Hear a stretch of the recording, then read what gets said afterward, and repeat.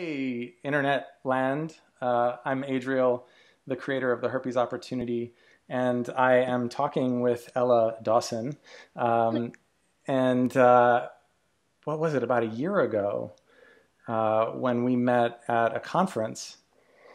And what I remember really clearly, aside from the words that we exchanged, was your passion and your drive and what's the word? Conviction, Mhm. right? You just came up to me and were like, this is what I want to do, right? And I'm like, wow, Yes. well, that's freaking inspiring.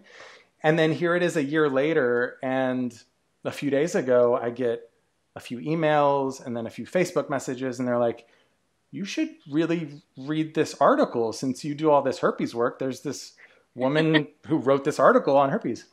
So I open up the article and I'm like, I know Ella. What?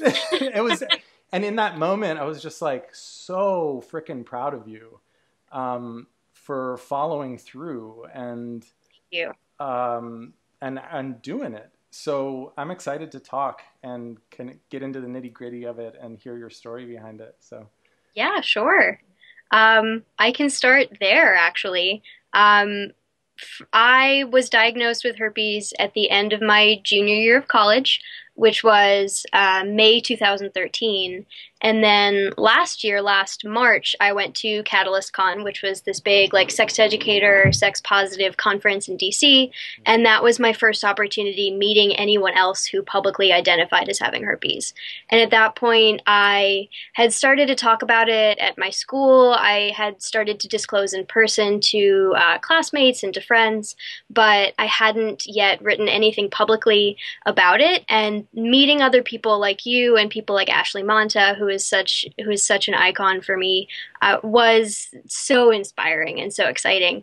And I left that conference really terrified because I realized, no, this is it. This is what I want to do, and very unsure of what my next step should be. But that was like a deal breaker for me. That was when I realized there are people who do this, and they're really awesome and successful, and it was really eye opening for me. So it's really fun to be talking to you now because I remember you were the first person I'd ever met in person, and my only memory of that was being very flustered and like on the verge of tears, and I have no idea what I said in that moment. So yeah, it's yeah. interesting. I don't really remember either, but it was I don't remember the words, like I said, but I just remember the energy behind it and the clarity. So what actually like leading up to writing this article, which is why, you're all over the world, I think, with with writing this frickin' Yep. article. I think I saw Yeah. Australia picked you up and all these major news Yeah, organizations. I'm getting a lot of love in Australia, New Zealand. Heard from a lot of people in Denmark and Belgium, Canada. Yeah, it went global pretty much overnight, which was shocking to me. Very weird feeling. Very Yeah. amazing. Weird, yeah. So kind of walk me through leading up to even just writing the article. Like what had you write the article in the first place? Sure. I wrote my first like blog post saying to the world I have herpes in writing with my name in January, this past January. I wrote it in the context of an essay for my blog about why, as somebody who writes erotica, I pay a lot of attention to whether or not my characters use condoms. That's a big debate in the erotica world because some publishers require you to show safe sex in your stories, and authors find that very limiting and frustrating. And I wrote an essay saying, actually, I care a lot about this, but I have to explain why. It's because I have genital herpes. It's because I cannot write a sex scene without thinking about it because I myself cannot have sex without thinking about it. Mm. And I don't think that all authors should have to write any sort of propaganda. I'm not saying that, but in my erotica, it's something I care a lot about. And that was my first coming out public disclosure moment in writing. Yeah. And it became a very popular post within the erotica community and also just in my own social networks. And I put it on my Facebook as like a big reveal sort of moment. And most people who knew me already know because as I wrote for Women's Health, I talk a lot about herpes. Yeah. That was the moment for me where there was no turning back, and immediately I felt this weight off my shoulders. And I also that was my most popular post of all time in terms of traffic too. So I realized this is clearly hitting a nerve, and this is something people really want to read about. And I also immediately started to hear from other people at my university, Wesleyan, who had herpes and were so moved that somebody was speaking about this. Every time I write something new, I get a new wave of messages from people thanking me for it and sharing their stories. And I got hooked. So I wrote a follow-up piece in my blog of like, this is what happens after you tell the internet you have herpes. Like, the cute guy you were texting kind of ghosts on you, but that's fine. Like, who needs him? That's okay. All of my ex-boyfriends checked in to be like, I'm so proud of you. This is awesome. I'm totally supportive. Yeah. And some interesting conversations I had with my parents and the response that I got. And at that point, I started to be interested in writing for places other than my blog because obviously I have a very limited audience. And people who have found their way to my blog usually are very open to the idea that herpes is unfairly stigmatized. So I just let it be known to my friends that I was interested in broadening my audience. And it just so happened that a friend of a friend worked at Women's Health. And one of her editors mentioned that they were hoping to find somebody to write about dating with herpes for STD Awareness Month. And my friend was like, oh, I know somebody who does that. And I don't think they had any idea what they were in for when cute. I think You're like, get ready, folks, because I gotta, yeah. Yeah, I think they probably expected something along the lines of herpes journalism that we see so often, which is, this is my story. It was really hard. I learned to love again, and I'm okay. And most people also write anonymously. Yeah. And I get so sick of those stories because it's just one story being told over and over again. And it has that really beautiful sappy music in the background, like, oh, I found love and someone accepted me finally. I'm worth Exactly. it. Yeah. I know, and it's a relationship, and usually you also get a lot of justification of, oh, I was cheated on by someone, or oh, I don't know how this happened, I've always been so responsible.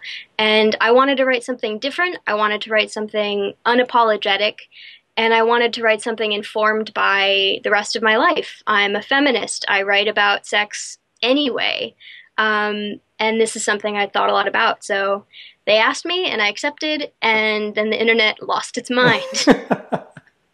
And the title is pretty kick-ass too, Why I Love Telling People I Have Herpes.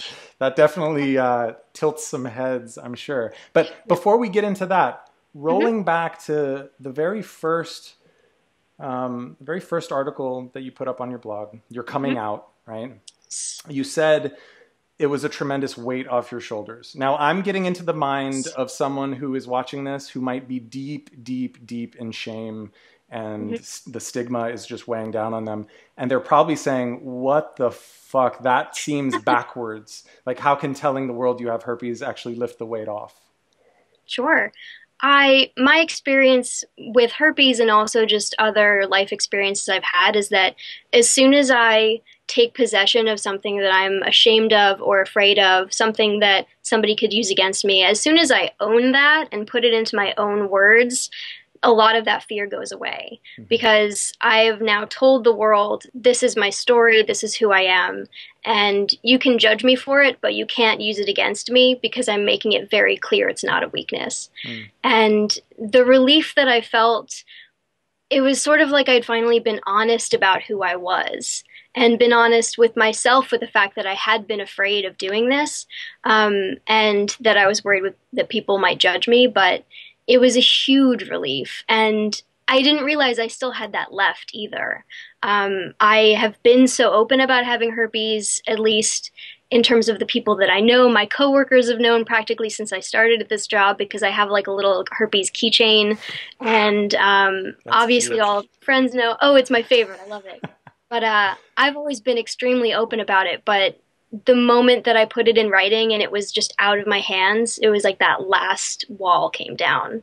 And owning my story and owning that experience makes it so much harder for anybody to turn it into something against me because it's not. It's just a fact.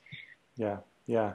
story. Now, and yeah, just to underline that too, um, because a lot of people could, okay, there are a few different things I want to touch on here. One, where someone might hear that and be like, uh-oh, well, in order to get the weight off my shoulders, do I have to be all over all these news organizations and get it all out there in the world?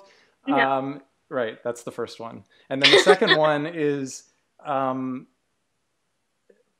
I guess go ahead and fully explain that one. Yeah, Sure. what has you be the kind of person who that would like, who you need to come out in this big way in order to feel that way versus maybe someone who's not really willing to be so public about it, and what Of that difference course. is. Yeah. Yeah.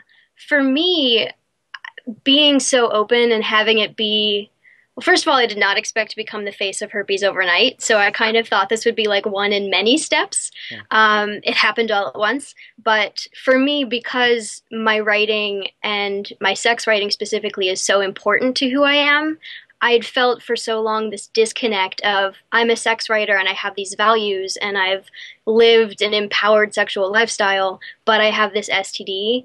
And for me, that conflict drove me crazy and was a real source of stress and shame.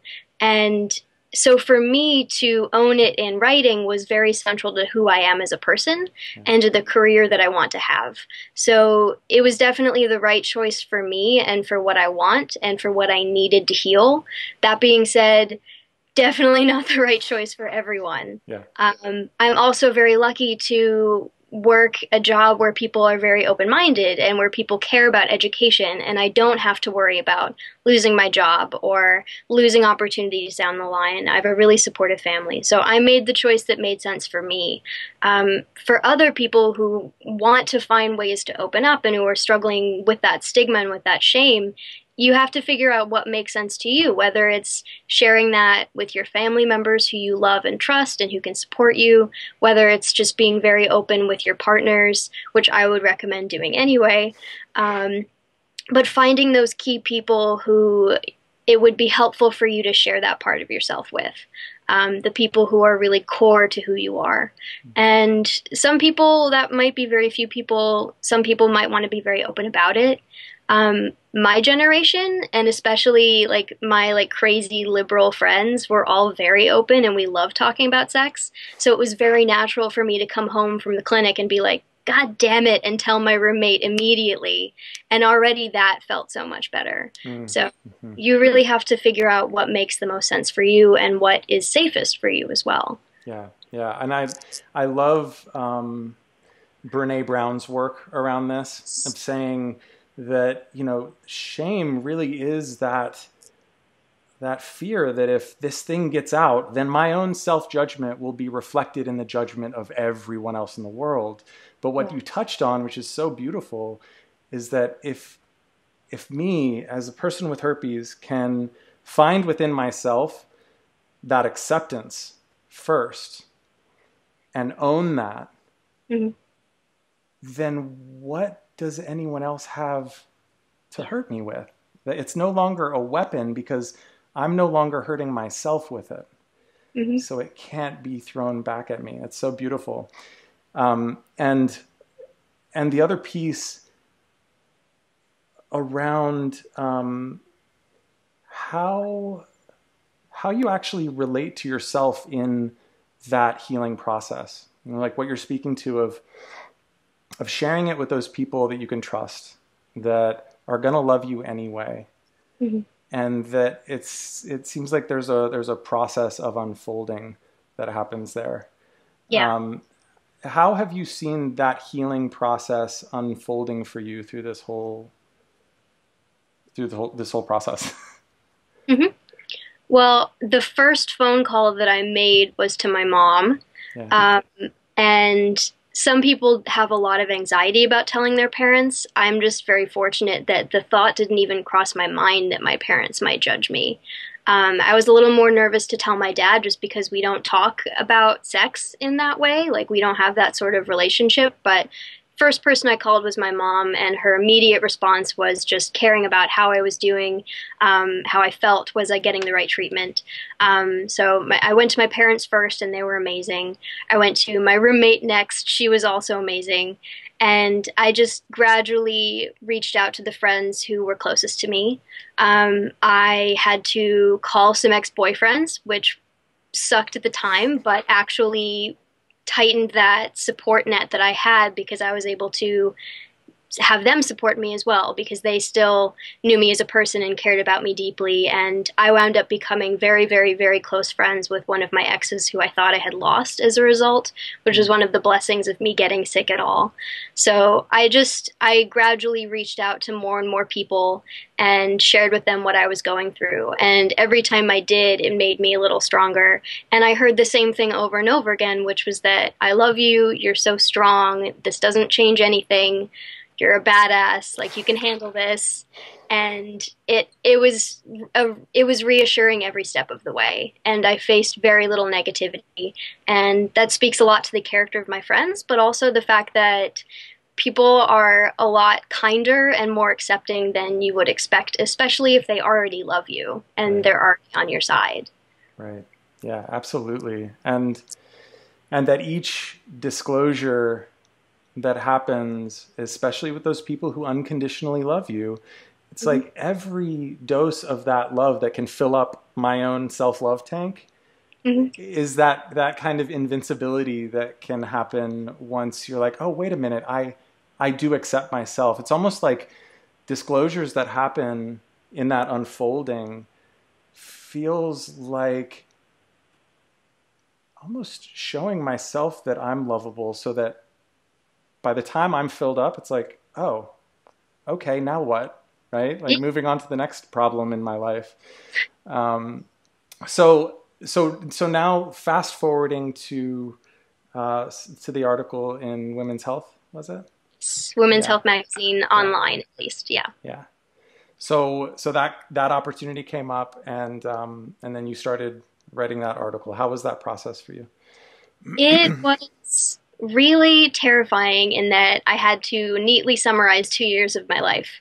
And I thought a lot about what message I wanted to send, what type of article I wanted to write. And it made me think a lot about the relationship that I have to herpes now. How am I doing now? What are my relationships like now? What have I learned? So I did a lot of soul searching, and they gave me 5 or 6 days to work on the article. And I wrote 4 or 5 drafts just starting over because nothing really felt right. And I also reached out to my exes to say, what stories are you comfortable with me sharing? This is not only my story. This is the story of a lot of people, of my family, of my friends, of past lovers. And I wanted to make sure that I wasn't dragging in anybody else who didn't want to be part of this story when it was shared with what turned out to be the world. Sure. And once I realized I wanted to start from an unapologetic position, everything else kind of wrote itself. I knew that I didn't want to write it. I didn't want to start by writing about getting diagnosed. I didn't want to start the article in a doctor's office. That's very predictable, but it also positions the reader to, it's alienating to the reader because if they haven't had that experience, it's not going to pull them in the same way. And it sets you up as a victim and as a patient as opposed to as a person. So I decided to start on that softball field, about to have casual sex with a really great person because that's more reflective of where I am and the way that I live my life, but it's also funnier. It's a great hook. It's very hard to not read that article. And it's not what people expect. It's a completely different take on living with herpes that we've seen in the media.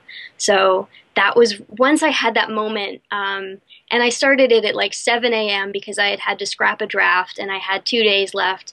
I got up early, I started writing, and then it just wrote itself at that point. Yeah, yeah. It seemed that it was just straight from your core, right? It wasn't like it had so much personality to it. It's like you shone right through and was like, here I am, here's what happened. And just a side note, I love the fact that you use the word boned all the time. It's my personal favorite. Word. It Well, is. It's great. yeah. And I'm a really frank person. I have a weird sense of humor, but I have a sense of humor. I Yeah. have my own slang, and I wanted my voice to come through and my personality to come through because as we mentioned, like a lot of the pieces we already see are so very vanilla and safe. And it doesn't feel like there's another human there. Yeah. So I wanted to write as myself and bone is just a great word. And I also swear a lot and I've become more aware of that now that I'm presenting myself to the world, but I wanted to be deliberate in my language choice and show that I'm young, but I do take myself and my work seriously. Yeah, So absolutely. bone is a good middle ground, yeah. It was a really well done piece, like feeling like it Thank was just really, really real and frank and honest and authentic, but and also educational um, for people who can relate to having sex in general, which is most people. So awesome, awesome. It was beautiful to read it. So then you write it, and then it blows up all over the interwebs. hmm How, I can only Yeah. imagine in a few days' time. hmm What was that like? So, funny story. It kind of rolled out in stages because Tuesday the article itself went up around 4 p.m.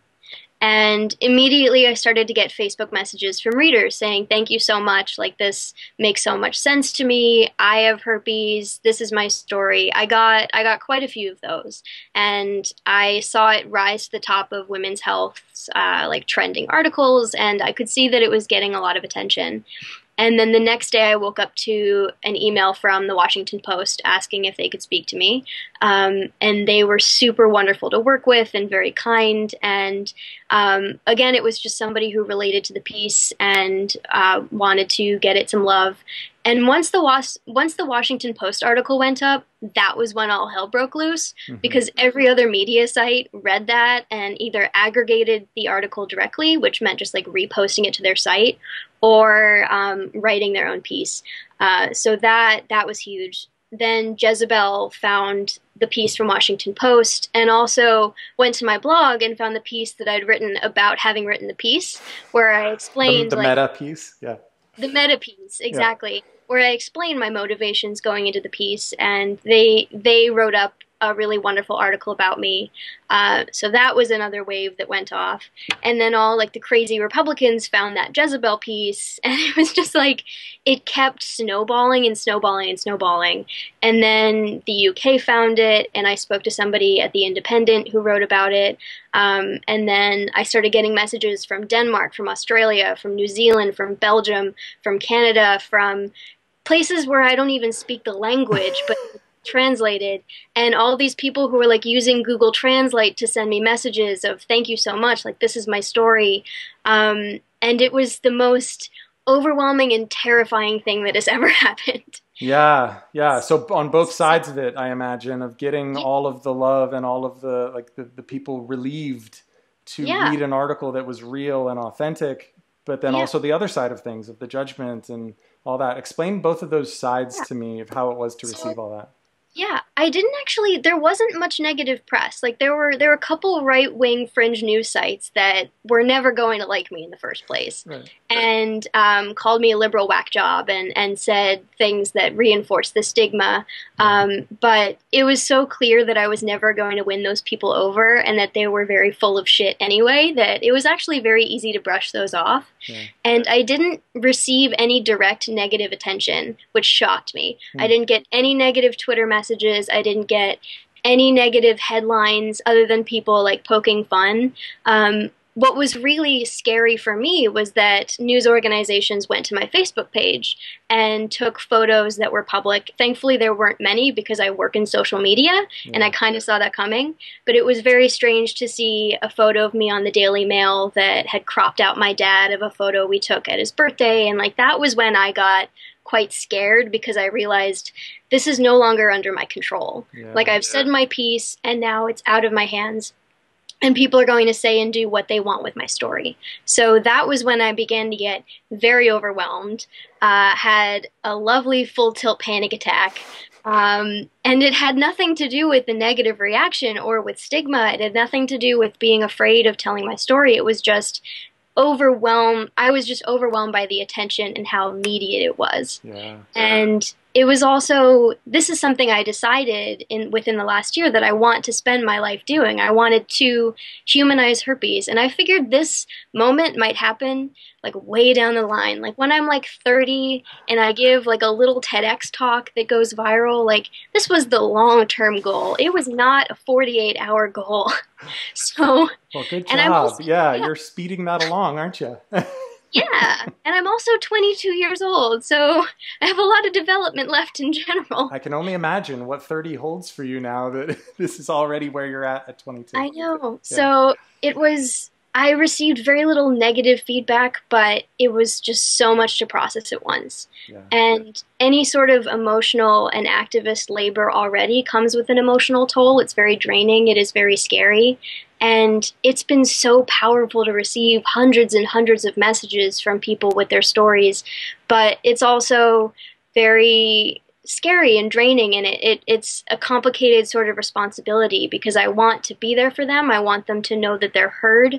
I want to validate them sharing their story with me. I'm so grateful, but people endure a lot of pain and yeah. trauma, and the stigma is powerful and dangerous, and it's really horrifying to hear some of the things that I've heard because I want to help, and the most I can do is say I'm listening and I care. But it's been very intense. It's been an emotional week. Yeah, yeah, I can imagine. Yeah, I mean, I Yes. see all the time on the Herpes Opportunity forums too, that kind of just overwhelming, like, I need help and I'm all alone. And this is the only space that I've found that's a safe space. So it's Exactly. like the Herpes Opportunity forums is this bubble of safe space. The Ella Dawson is this safe space now. You know, Yeah. it's like and it's so rare to have these safe spaces for us to share what we might be ashamed of. And wow, for that kind of a deluge of relief to come your way of like, oh, finally a safe space. Wow. I can see how that's simultaneously fulfilling and quite overwhelming. So Yeah. I imagine all the people like actually watching this now will get that you're a human being and you care and you have like Yeah. limited time and resources to be able to answer every person. And I am so grateful because those messages are what I do this for, Yeah. and I have read every single message and I try to respond to all of them. But I definitely want people to find other resources too and to know that I exist and I'm a person, and that's really cool. And I wish that there had been an article like mine when I got diagnosed. A lot of what I was writing was just what I wish I could have told myself 2 years ago. But there are so many other places to turn as well where you can have a conversation and you can find that community, like the Herpes Opportunity website.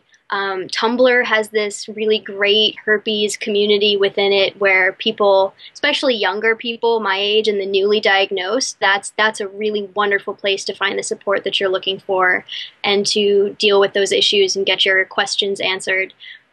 Because I don't know everything, and I'm also not a doctor, and I'm not a psychologist, and I'm not a wise oracle who can answer all of your moral dilemmas. What? So Come I, on, get with the program, woman. Yeah, I really need to get on. I need to get on my shit and be all knowing. yeah.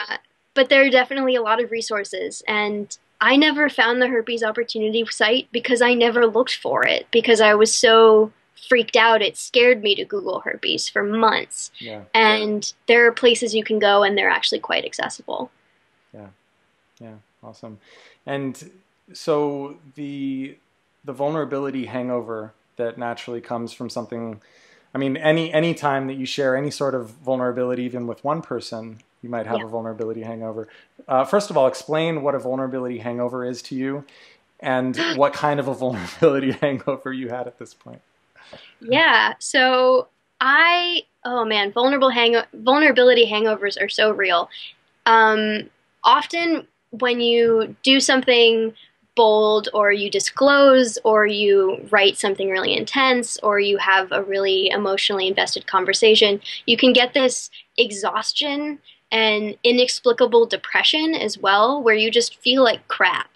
And it can have very real physical expressions in that exhaustion, and a lot of people get headaches, and my friends get migraines. I just wanted to cry, and I had no appetite, and it was very hard for me to talk to anyone for those first 2 or 3 days. I couldn't be around other people.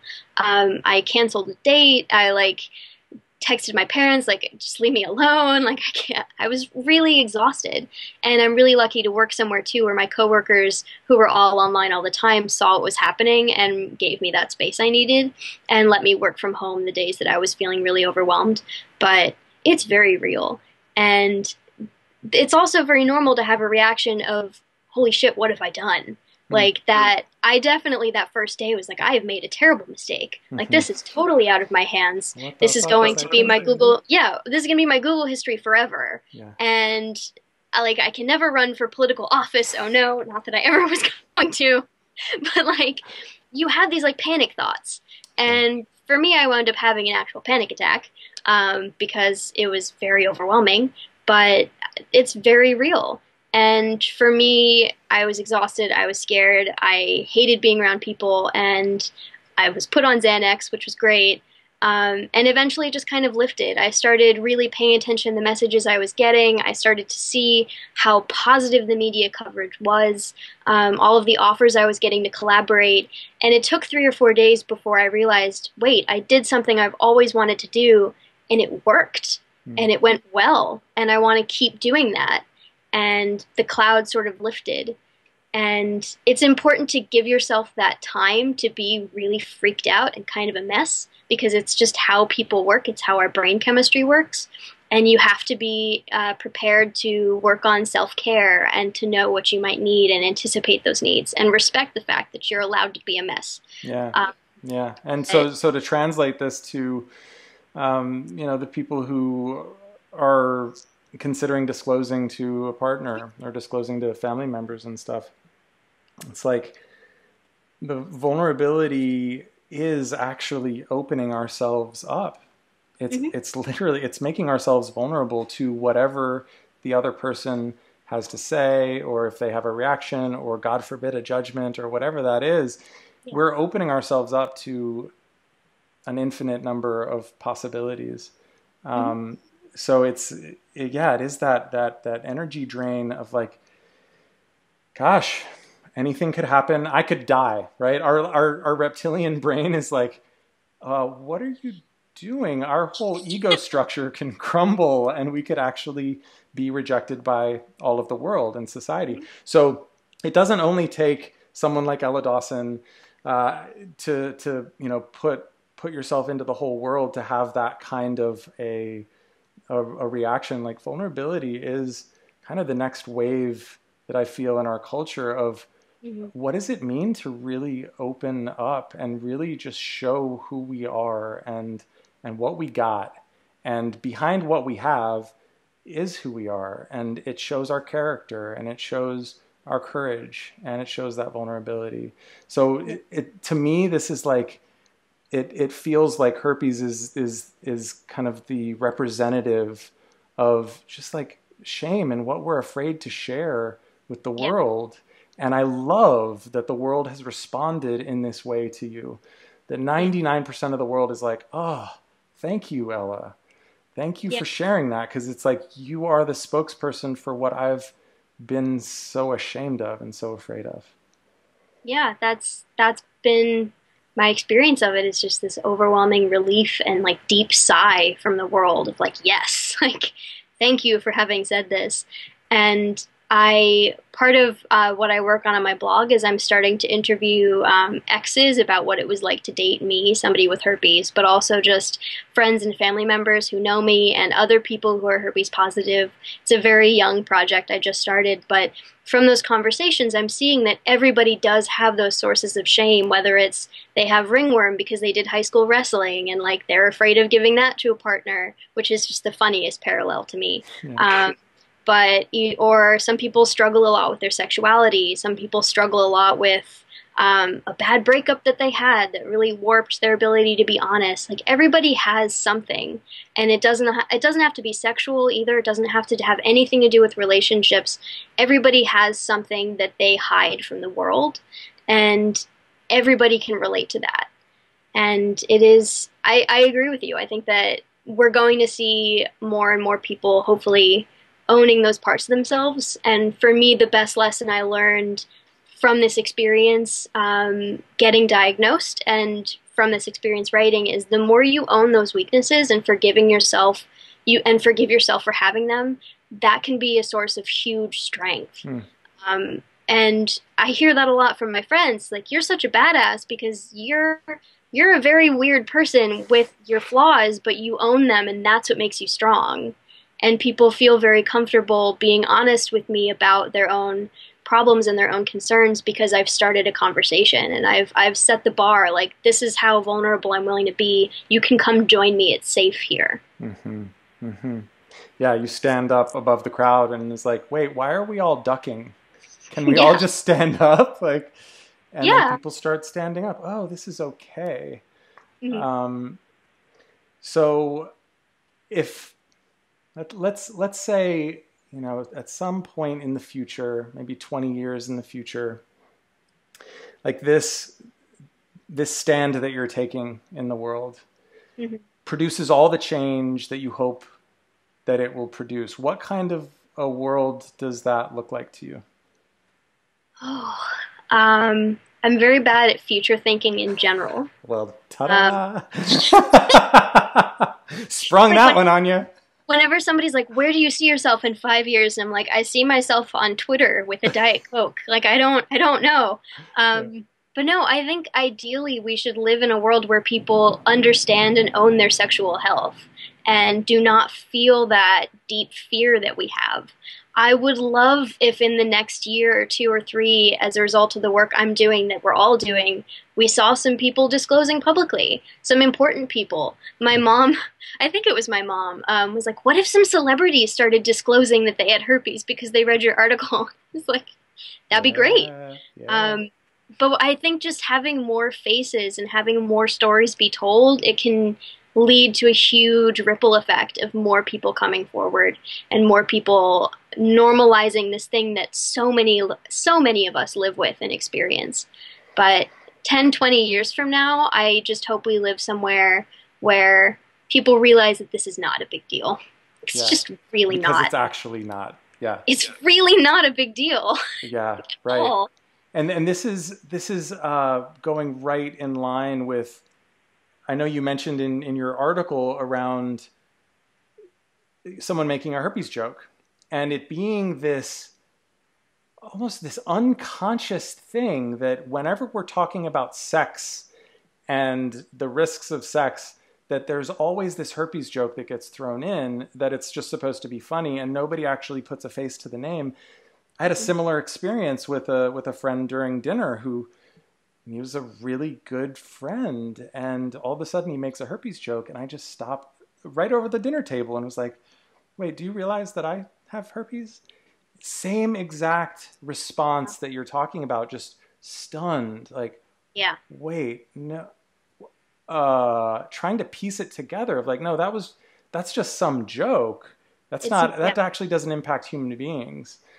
So that it's reminding me that the more of us who are willing to come out to whatever degree, even if it's to close friends, to people who you know will love and accept you, or to the whole world, or anything in between, that it's making the unconscious more conscious.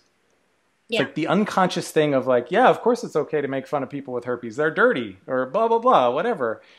Yeah. And we don't realize that it's having an impact. So that we're going to have more consciousness and more awareness around what we say and in our relationships, just across the board. Yeah, and I can't say this with certainty because I have nothing to back this up, but I definitely saw in my last year of college, like, the ripple effect of me talking about having herpes I could see in every class that I mentioned it in every conversation with my friends, every conversation that my ex-boyfriend, who I was seeing at the time, had with his friends. Like, you can see people, like the light bulb go on. Mm. And I've become, like, I've heard from friends who are still at school, like, everybody's talking about your article on campus. Like, this is so crazy. And I'm pretty sure everybody at Wesleyan University now knows that herpes is not a joke. Yeah. Yeah. And that's 2,000 people who will now go out in the world knowing somebody or having heard that story. And if we can have more of those moments, even if they are small between friends, it does have a huge impact. And I draw a really hard line with my partners of like, you cannot make herpes jokes unless they're brilliant and not at the expense of anyone who has herpes. In which case, go to town. I would love to hear what you have, but do not make herpes jokes. It's a huge deal to me, and call people out when they do it in front of you. It doesn't matter if you don't have herpes. If somebody you know makes a herpes joke, you're allowed to say, like, do you realize that's like 1 in 6 people who have genital herpes, and like most of us probably have it in our bodies? Yeah. It's something that everyone can make a difference on by just being like, shut up. So, Right. Yeah. Yeah, yeah. beautiful, beautiful. And so you had mentioned your university, which reminds me of just the whole culture that especially the younger generation lives in these days, of this hookup culture and casual sex, and Yeah. I hear a lot on the Herpes Opportunity, and when I'm coaching people, there's like this definitive belief of, well, once I get herpes, now first of all, I have to find someone who's going to accept me. And then once I do, I have to stay with them for life because it's so rare. So this belief, inherent in this belief, is like, well, there's no way that hooking up is going to be okay. Yeah. So what do you have to say about that? I definitely was one of those people when I first got diagnosed. I was like, well, shit, this really messes up the I'm going to have to rest of settle my down. Yeah. Exactly. I'm gonna have to find a boyfriend. Like, this is so boring. I ran my campus's art and sexuality magazine, so I was kind of a campus celebrity. I was a West celeb in the school paper, and I had this identity, kind of hilariously, of being like this hookup person, even though honestly, like, I wasn't really doing much hooking up. It's not, in my experience, drunk casual sex was never very fun. So by the time I got diagnosed, I had already started to change the sex that I was interested in having. But I immediately thought, okay, well, this is no longer going to be a part of my life. And I joined OkCupid over the summer and started dating, and had a rejection and went through that whole process. And when I got back to campus, I realized I had a choice to make of, do I want to see how the hookup culture thing works, or do I just want to wall myself off from the world? And I started going to parties, and my one really funny hookup experience was just that I had been flirting really heavily with a male friend. And I mentioned when we started flirting at a party and it was clear that there was an interest there, we left the party together and we started kissing. And I was like, I just have to tell you something really quickly. Like, I have genital herpes. We don't have to have sex if you don't want to. We would have to use a condom. And if you want more time to do your research, we can hang out tomorrow night instead. Like, I just very quickly was like, these are the things you should know. And I also made an effort to see that neither of us had been drinking to the point where we couldn't actually make the decision with intention. That was really important to me as well. And he was basically, yeah, that's huge for me. And it should be for everyone, but in that moment, I really wanted to make sure he understood what I was saying, and he did, and we wound up not having sex, I think, because I just wasn't in the mood, but he was like, that's fine. I don't care. That's totally fine. And it made me realize this is totally, like, it's not going to work with every person, and it depends a lot on how well you've already known that person. I've never had sex with a stranger since getting diagnosed, but it's not something I want to do in general. But you can meet somebody and then have that conversation and have it be quick but informative and deliberate, and then do whatever you want. I hear amazing stories on Tumblr of people who were like, I went to the bar and the bartender was really cute, so I waited until he closed up, and then I mentioned that I had herpes, and he was like, I don't care, let's get a drink. I hear about it all the time. Yeah.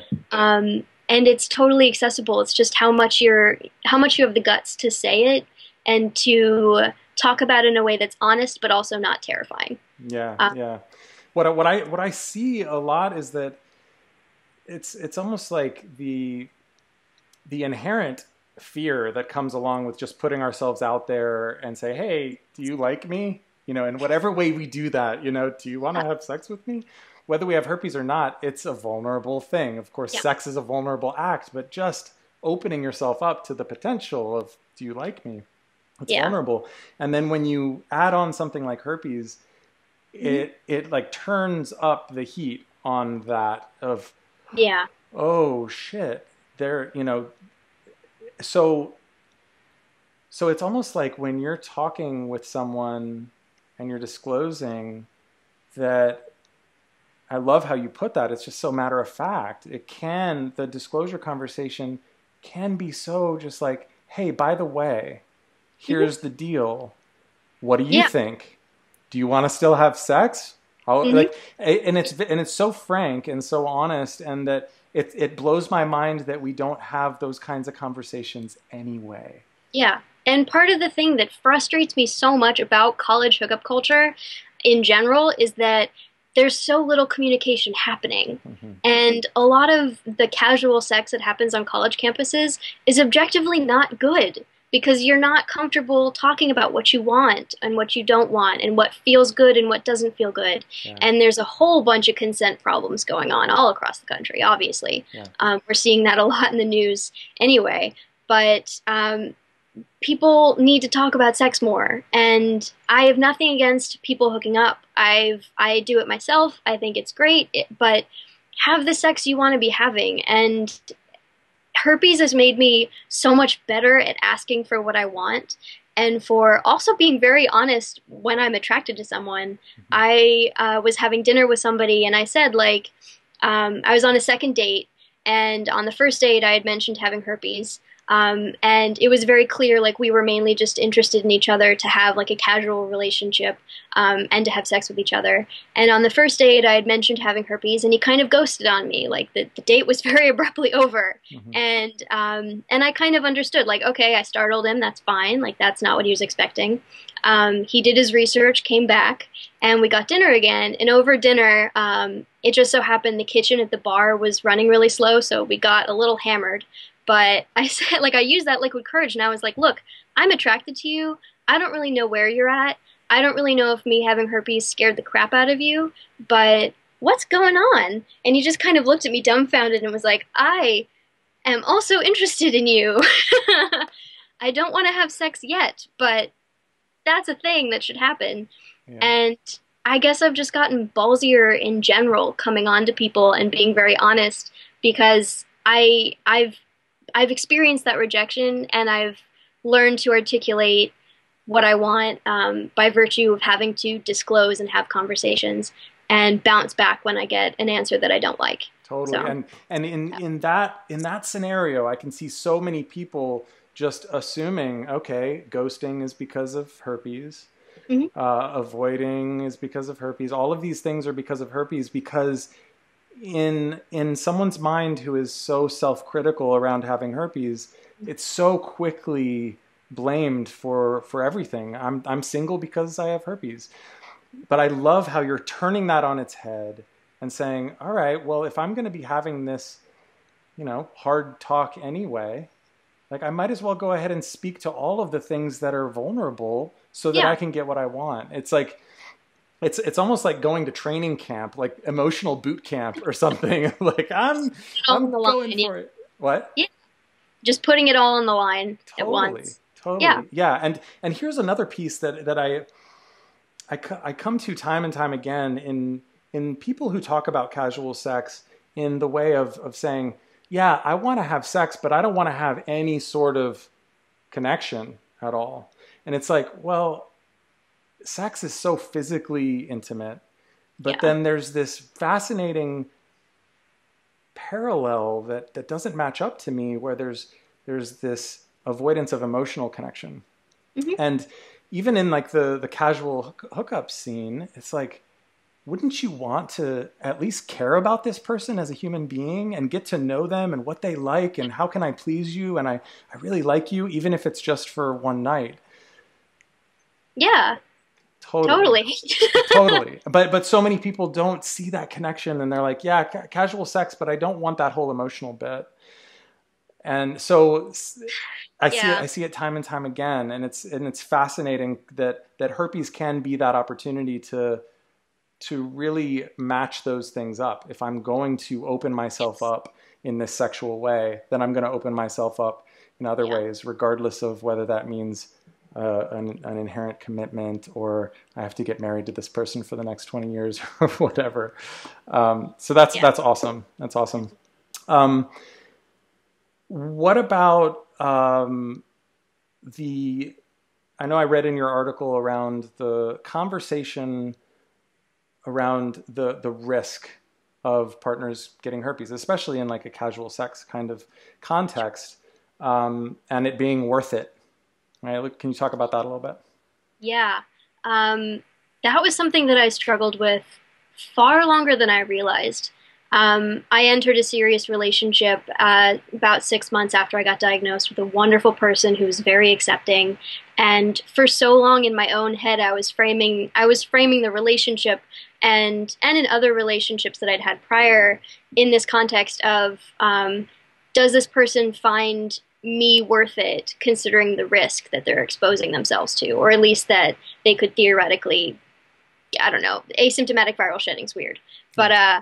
but I definitely put myself on this like weird scale of at what point am I worth more than this risk? And I joked about being a walking health risk in this like very gallows humor sort of way. And it took me a while to realize, first of all, you can be with people who not only accept the risk but don't really care there's a risk. Like I've been in relationships with people who have said like sure the emotional stigma that herpes carries is very hard, but health wise I'm not afraid of getting it, and while it would be great if I stayed herpes negative, I'm okay if I get it in the context of this relationship because I love you, I love spending time with you, I love the sex that we're having, and I want to make decisions that honor our connection. So there are definitely those people who are just very chill about that risk and don't see it as a risk. And I had an amazing conversation recently with an ex who I interviewed about the fact that all relationships have risks. Mm-hmm. Like the moment that Yes. you open yourself up and you are vulnerable emotionally in Yeah. any sort of way, you're risking getting hurt, you're risking getting rejected, you're risking falling harder for that other person, you're risking getting ghosted on. Like, you can have physical risk, but there's so much emotional risk. And I think that's the emotional risks have the potential to mess you up even more in the long run. Yeah. I've had relationships that have damaged me more than getting herpes ever did. And that's what you choose to open yourself up to anytime you let somebody into your life. And I've been jokingly called a heartbreaker before, and it's because there's a gamble in starting any relationship. Nobody jokes about me being like, "Oh, you date Ella, you're risking getting herpes." It's, "Oh, you risk her writing a blog post about you," or or like there's so many other types of risk. Yeah. So it was really empowering when I realized like that this is not something to think of as a risk. It's just a part of who you are and a part of what dating you means. Mm-hmm. So, Yeah, and for all the people watching this who have herpes and are scared of the herpes talk, first of all, that's very normal. mhm. But Yeah. second of all, that um, there is this fascinating thing that happens that I call pre-rejection, because a lot of times people will just automatically assume that no one is going to accept them. Yeah. So they won't even open the door to see if there's even a potential there. So the feeling of like, well, I need to just stay in the herpes dating world. I can't put myself out there because it's automatic rejection. And just what you're speaking to of there's this broad spectrum of risk that we take on in relationship, emotional risk, physical risk, all that kind of risk, that the courage and the character that it does take to have that kind of a conversation with someone that you're about to be intimate with, or that you want to be intimate with, and you hope that they're wanting to be intimate with you too. That kind of showing of character and sharing of that vulnerability, it's amazing what wonders that can do to just have a person be like, wow, of course you're worth any risk. Of course I want to be like, I'm drawn to you because you're real. Yeah. You're actually showing me who you are. And that's something that I've heard from partners too, is like one of the questions I love asking people is, how do you remember me disclosing, and what do you remember thinking of me in that moment? And I keep getting the same answer, which is, I was in awe of your bravery. Yeah. I was in awe of how vulnerable you were making yourself, and it attracted me to you more because you were being very honest and true to who you were, and I could tell that you were a strong person and very worth my time. And something that can be so scary for people who have herpes can actually be a very character-defining moment and build so much trust. Oh my gosh. Because you are saying, like, this is who I am, this is what you have to know going in. And that sort of transparency can actually be a huge asset and something that can really improve a relationship. Absolutely. Absolutely. Beautifully said. Yes, I love that. It also opens the door for that. One of my friends, I forget who it is, in the sex health community, a beacon of permission. Mm-hmm. You've heard that term? Heard it before too. I don't remember it. Yeah, I don't either. Attributed here, fill in the blank. Yeah. But a beacon of permission of when I'm willing to have this difficult kind of talk, then it opens the door for that person that I'm disclosing to be like, oh, wow, okay, so you have herpes. Well, I have this thing that I'm ashamed of. Mm-hmm. Or I have this thing that's hard for me to talk about. Can we talk about that? So it actually drops the whole conversation and relationship down into like a deeper space automatically. I mean, one of the defining moments with my girlfriend and me, who just recently moved in, by the way, hey, was the disclosure talk. It was one of the most beautiful experiences because both of us got to, we sat down, we made like a romantic date of it, of like sitting next to this stream, and it was a beautiful day, and it was a few hours of just opening up to each other. Yeah. and revealing the deeper levels of who we are. And that was the time when we really started falling in love with each other. So I want to impress this on so many people of like, whatever you believe about herpes, it could possibly be just the opposite of what you're holding on to it meaning. Yeah. And I had so many like late night 2 a.m., 3 a.m., 4 a.m. deep conversations with my last serious partner about like all of the things that we struggled with, all the things that we were afraid to talk about because it was just like the floodgates had been opened, and it was amazing. And those are those moments that make a relationship and are very healing. Mm-hmm. And it's funny what you said about like everything you know about herpes is probably wrong. Like it's probably the opposite. I would say I've had the best sex of my life since getting diagnosed. I've had the best relationships of my life since getting diagnosed. I have never been prouder to be who I am. I have never loved myself more. I've never been stronger. Like, I sound like such an asshole inspirational. Preach it, sister. Like, I'm sure somebody's out there just like rolling their eyes, but I am so, like, I wouldn't change anything. Yeah. Like, I wouldn't go back and do anything differently because I'm so proud of who I am, and it really changed my life for the better. It was a brutal, like 6 months to a year where I was miserable and struggling a lot with who I was. And for some people that takes longer. For some people, it doesn't set in for a while. Mm-hmm. I've had friends who have said like, yeah, I got diagnosed and it didn't really bother me until like a year later. Right. Everybody has their own trajectory. But you can reach a point where you look back and go, wait, my life is actually awesome. And a lot of that has to do with getting diagnosed and going through that process. Yeah. The whole idea of hitting rock bottom is a fascinating concept. I mean, you hear about that phrase a lot in Alcoholics Anonymous, like AA really popularized that phrase of hitting rock bottom.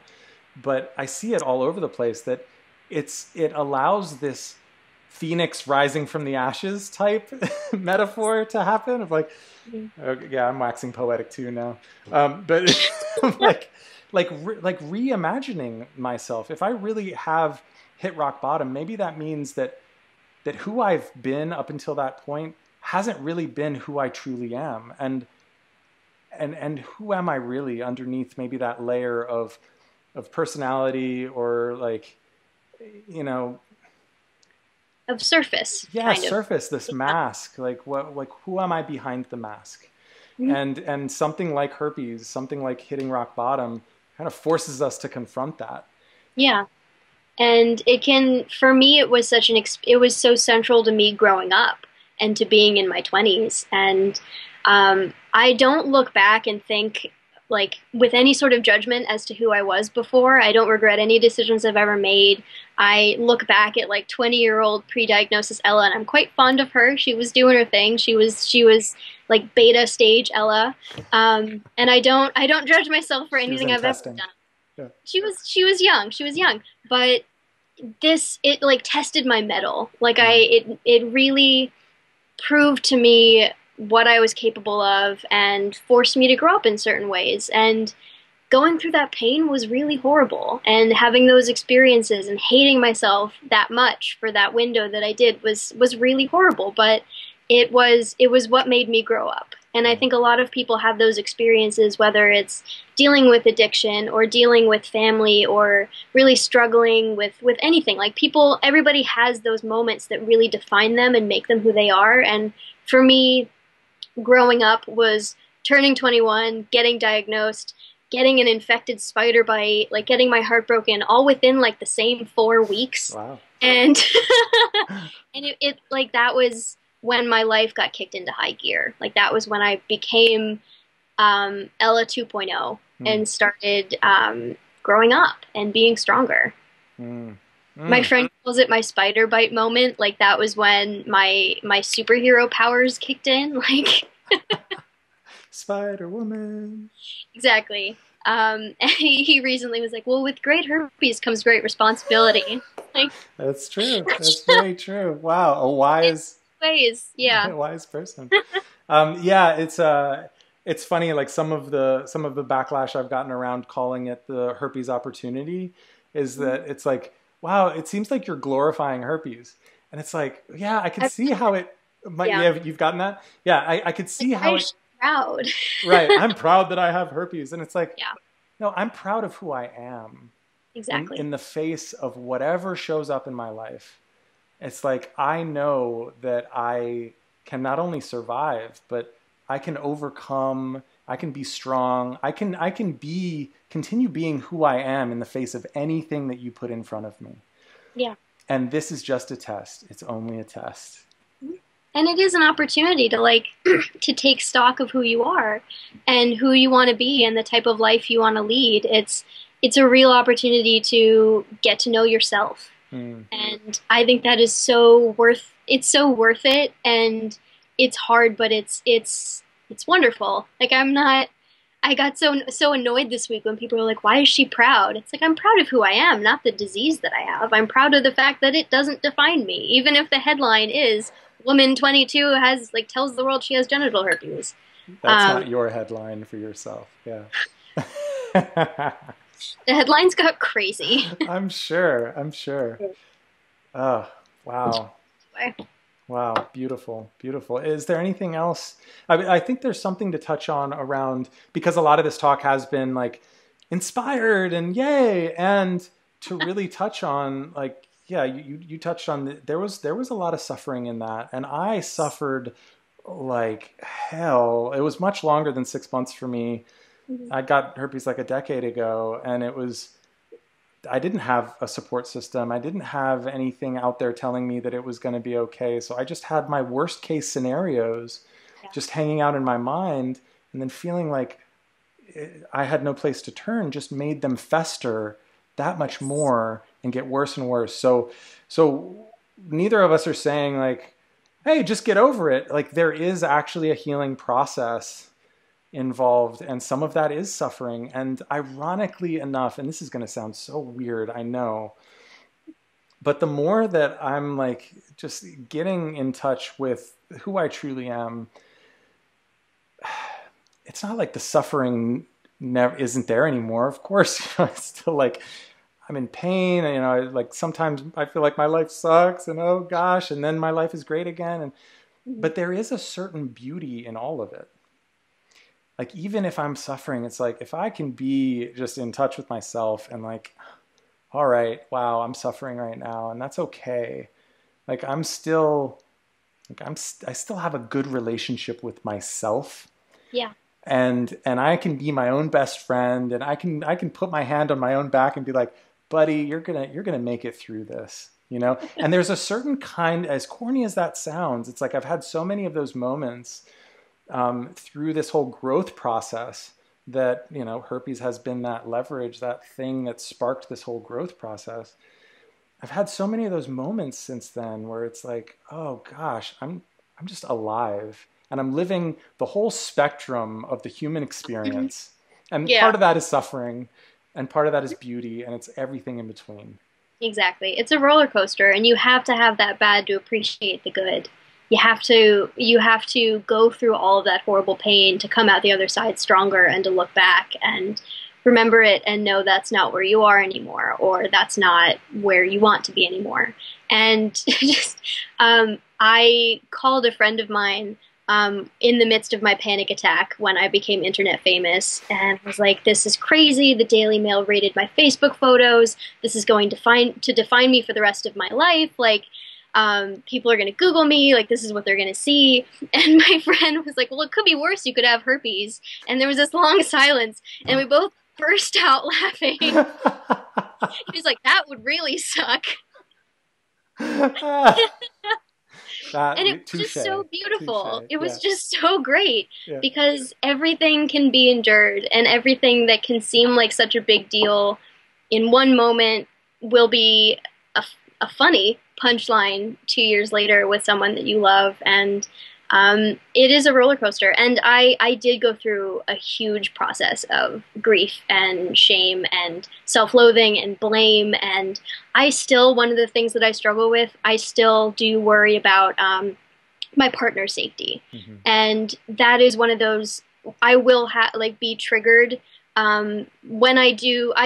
In my last serious relationship, when I would think that I was about to have an outbreak, or I would have like folliculitis, like irritated hair follicles, and think it was a sore, that was very scary when I knew that there was another person I might have put at risk. Yeah. And as it stood, I hadn't had an outbreak. I only had my second outbreak recently, but whenever it came to thinking that I'd put someone I loved in jeopardy, those are those moments where everything would come back. Yeah. And I would be horrified and scared, and feel guilty and feel ashamed because of that other person that I loved, and imagining that future for them. So I've come a long way, and I am now like the poster child of millennials with herpes, and that's all great. And I'm not afraid of other people judging me for having herpes, but I do have those hang-ups and those things I struggle with. And for me, I get very freaked out about my partner's safety if I ever have a reason to think that there's something I could have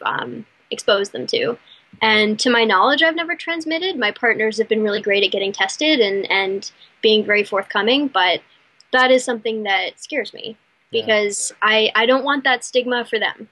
Yeah. I want more freedom for them. So yeah, I, everybody has their thing that's hard. yeah, I see that a lot.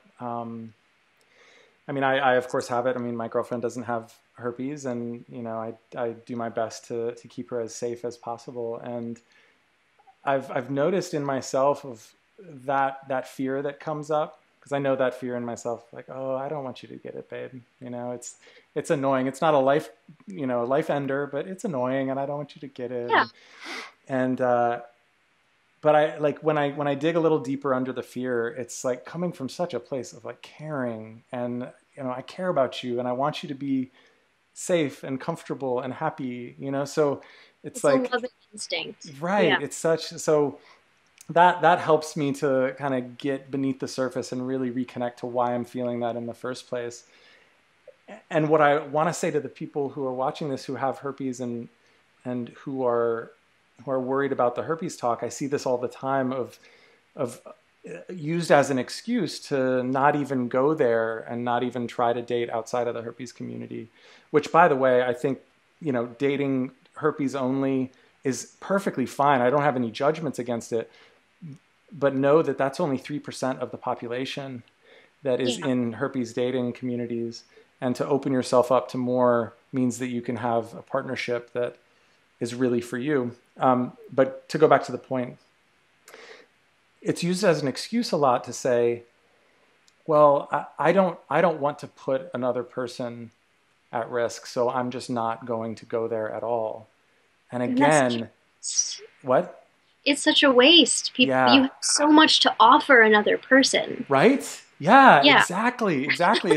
It's like I want them to see what I'm seeing in that moment when they're saying with so much compassion and so much love, oh, I don't want anyone to suffer like I've suffered. And it's like, oh, that is so beautiful that you want that. Can't you see how someone who doesn't have herpes would want to, like, at least have the option of dating you, to get to know you, right? That's great. That's a great asset when you're a decent, empathetic, wonderful person. Like, that's that can make you a great partner. Yeah. Right. So, so is there anything else that that you'd like to share before we wrap this up? Oh man, I know there's a lot that we there's covered so a lot much. too. Yeah, I know. We can always have other interviews too. Yeah, we can do this more. Totally. It's so liberating to finally talk about this with my face. Like that's Whoa, so. your face. This is gonna be on the internet. Yeah. But yeah, I would just say to people who are my age, who are like a lot of the messages that I get that really fuck me up on an emotional level are the people who are 18, 19, 20, who are close to my age, and even some people who are younger than that, who are in their mid-teens, and it seems like your life is over because you're so young and you have the rest of your life. Like that scale is quite daunting. And I would just say to those people, like, I am about to turn 23. I have a job that I love so much. I have this super cool new writing career. I have a surplus of male attention. No offense to anybody watching. And I have wonderful relationships with my parents. I have amazing friends. I have this super cool social media personality. Like I am exactly who I wanted to be 3 or 4 or 5 years ago. And you can be a millennial, you can be in your 20s and have herpes and be just fine. It's going to be fine. I promise. You can make yourself into exactly who you are and who you want to be. Yeah. Nothing can truly hold you back from that. And you can be in your 20s and be young and you can live that life. And you might not be able to be as reckless as you see people being on TV, but I can honestly say I'm quite happy with the fact that I can go home and watch Netflix instead of seducing somebody at a bar. Like that's fine with me. I'm happy with that. Like you have a responsibility to other people and to keep them safe, but you can live the life that you want, no matter what that is. And you don't have to have a committed relationship either. Like that's you don't have to do that. The world is still your oyster. Exactly. It's gonna be fine. You're gonna have fun. Awesome. Well, thank you so much for what you've done and for following through on that fire that I saw in your eyes a year ago, and having the courage to really take a stand for what you believe in. It's really inspiring to see, and I look forward to more. Thank you. Yeah, the party will continue. And I should say thank you to everyone in the herpes support community, whether it's people who've messaged me, people who I've been friends with for years on Tumblr, anyone who's reached out recently, any journalist who's been amazing. Like, I could not be where I am if it had not been for everyone I've had in my life up until this point. And just like shout out to everyone you know who you are. Ooh, Like, ooh, ooh, ooh. yes. Yeah. So much gratitude for everyone Mm, everywhere. mm. Yeah. Awesome. Oh, and what's your blog? Go ahead and shout that out. Sure. So I need to get my website updated, but I have it's Ella CY, the letters LSCY Dawson.wordpress.com. And it's easier to find me on Twitter. You can just search Ella Dawson. My handle is at Bros and Pros because I write prose about bros. Um, and it's probably easier to find me on Twitter than remembering my URL. But those are the places that I hang out. And I'm not really accepting friend requests. I got a flood of friend requests on Facebook. That's just not something that I feel the most comfortable with as a social media manager. Right. And I also spend all of my day on Facebook as my job, so it's a lot for me to manage if I have a lot of all of my herpes life going on my Facebook. But I am so interested in connecting with people on Twitter. That's where I live. And feel free to keep sending me Facebook messages, but that's why I'm not accepting friend requests. It's not because you're not awesome. Awesome.